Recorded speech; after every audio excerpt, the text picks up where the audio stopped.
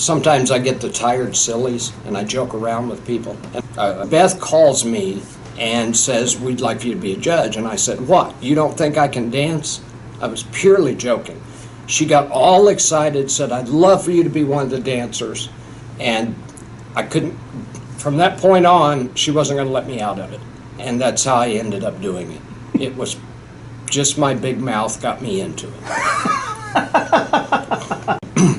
For me, the best part of this whole thing was finishing it. Not knowing how to dance.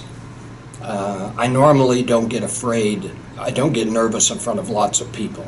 So that isn't the issue. But here I was put into an area that it was out of my comfort zone, completely out of my comfort zone. And right from day one, I was nervous, up until that night of the show.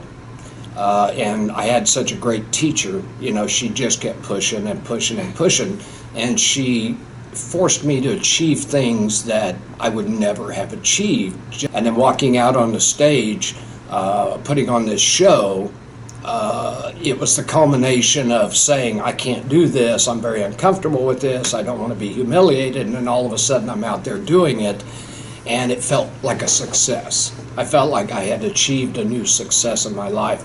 I want to be a part of this show, because what I heard in the audience and what I saw, everybody enjoyed the show, everyone. There was one lady that came up to me and she says, I love you as my mayor, but I really love you as a person.